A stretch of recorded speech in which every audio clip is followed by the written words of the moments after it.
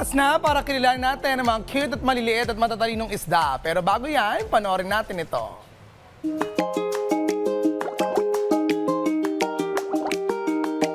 Sa kanilang maliit na size, mapamangha ka sa kung anong kaya nilang gawin. Hindi tulad ng ibang isda, sila ay kayang kumilala ng amo at matuto ng tricks. Sa tamang pag-aalaga, matagal mo rin silang makakasama dahil umaabot ng 10 to 15 years ang kanilang lifespan. Kaya naman ngayong umaga, kilalanin natin ang mga goldfish kasama ang fish breeder na sina Anarica at Jo Marie Barbachano dito lang sa Wednesday Pets Day.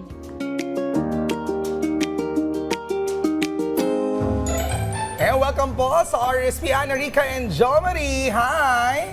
Good morning! Hi po.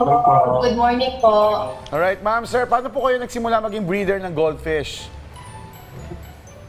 Nagsimula po yun nung binigyan po ako ng kuya ko ng 50 gallon na aquarium.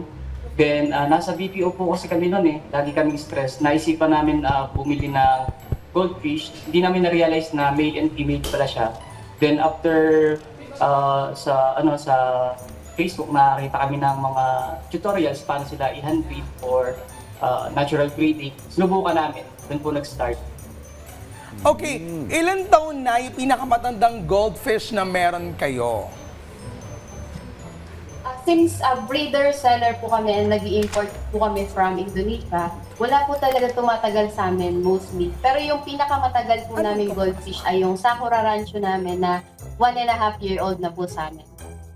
Alright, Miss Anarica, ano po yung unique characters ito? Bakit po goldfish ang naisip nyo na breed ng isda? Bakit hindi yung arwana, yung mga medyo mamahal? O yung meron sila kasi yung mga fighting fish Yung ibang kinalolokohan din ng mga kababayan natin yung fighting fish. But goldfish? Good question po.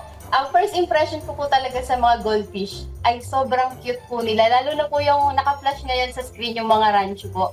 Talagang super cute po ng mga yan lalo na pag nasa tank. And para po silang mga water piggies. Tapos hindi po sila aggressive. Okay, paano naman, Jo Marie, yung maintenance sa mga may alagang goldfish? Tell us more para naman kapag may mag-aalaga na ng goldfish ay mura lang ba? Medyo mahal? Marami bang kailangang ibigay sa kanila? Sa presyo naman po, laging may mura at palaging meron din pong napakamahal. Meron ding average ng price.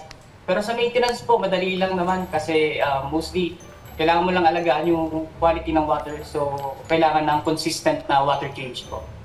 Okay. So aside from cleaning yung water tank nila, yung aquarium, ano pa yung mga ibang tips na pwede mo ibigay sa amin, sa mga ka-RSP, para mas maalagaan na maayos itong mga goldfish? Kasi hindi naman biro na mag-alaga ng isda. Yes. Dapat talaga pagka nandito ka sa ganitong hobby, gusto mo talaga unang-una yung ginagawa mo, raramdaman mo na masaya ka, then siguro doon na papasok yung magkakaroon ka ng knowledge every day sa pag-aalaga ng mga goldfish tulad ng proper na setup ng tank, proper na quality ng tubig, mababantayan mo na yung water parameters, doon po, papasok na yun eventually. Okay, I can see that you also do content creation para sa mga alaga mong goldfish. Kamusta naman ang reception sa iyong mga manonood, sa iyong fans? Ayun, madami na pong nag-aabang sa amin. Minsan, pagka wala kaming upload, sila na mismo yung nag-chat-chat kung kailan kami mag-upload ng mga video namin. Well, Mama Anarica, napansin namin na kasi ang iniisip na iba pagka goldfish, kulay gold lang yung isda. Meron kayong mga goldfish na meron mga ibang color na parang tatlo yung kulay, may puti, may itim, tapos White gold. fish o orange fish? Multicolor. Ano yung tawag doon sa mga ganon? Goldfish pa rin? Yes, madami po talaga kulay yung mga goldfish. Meron po yung tricolor na tinatawag namin calico. Meron din pong red-white. Yan, may sakura din po. Sakura yung kulay. May black, may mga kirin. Iba't iba po talaga. Yun, may white po. Yun yung isa sa mga favorite namin. Ano yung pinakamahal sa kanila, doon sa types of goldfish na nabanggit mo? Yung mga show type na goldfish, yung mga nilalaban sa mga show. Kasi depende po yun meron po kasing mga goldfish na pinang-show. So doon po talaga nagdedepende yung presyo. Pero yung mga naka-flash po sa screen, yung parang mga baka, yung mga cow, Yes. yan po ay nag-range ng mga 4K. 4K po. 4,000 isang goldfish. Opo. Yes po. Okay. Yung mahal yung lifespan nila, gaano tumatagal? Ilang taon? Bago sila iluto. Ay, mali. Uy! Parang ganun. Bago sila isigang. Hindi, gaano katagal sila nabubuhay? If magbe-base po tayo sa research, 10 to 15 years po. Yun po is depende sa tinitirhan nila, yung quality ng tubig, and how you take care of them. So, yun lang yung max nila, 10 to 15 years. Oy, speaking of water ha, paano ba natin masisiguro na malinis pa yung tubig doon sa aquarium? Kasi nakita ko kanina doon sa isa sa mga contents ninyo, hindi porket malinis tignan yung tubig ay malinis na. Yes. Yes.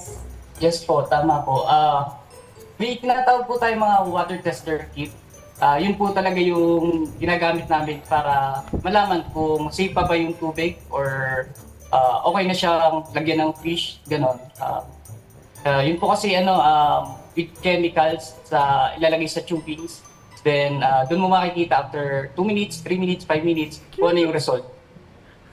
Ang cute nga, Ang cute, no? ang cute nung parang cow. Kasi akala mo parang nag-swim-swim lang sila, pero nakita mo biglang gaganon. May Hindi kilala pa- ako parang gusto ko maging goldfish na lang din siya. Pag gumaganyan yata, hindi na malinis yung tubig. Pag gano'n, kailangan palit. Oo, linisin nyo na kami. Or minsan, if you wanna ask for signs, ano ba tingin mo dapat mong gawin? Dapat kang gawin.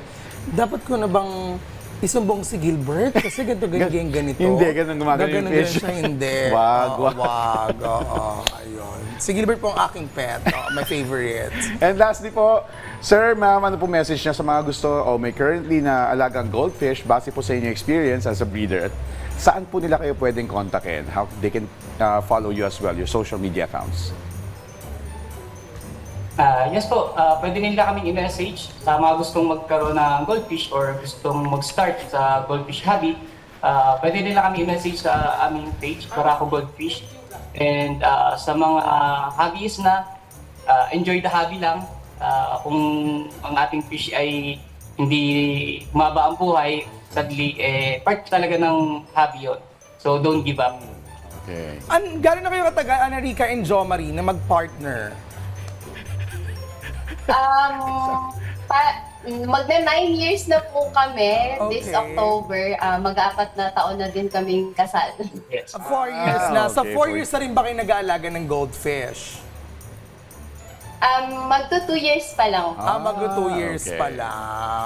Okay, so dahil dyan, padadalang kayo ni Joshua ng pagmamahal. Feeds ba? Feeds. Di ba feeds yung Ano tawag sa food pala ng mga Oo. ng mga goldfish? Anong tawag Fish sa food. Feeds din ba yon yung pinapakain sa goldfish? O yung parang Or flakes? Flakes ba yon? Anong tawag doon? Depende po sa isda eh. Sa Ah. goldfish po, mas sinasuggest po ang mga sinking pellets.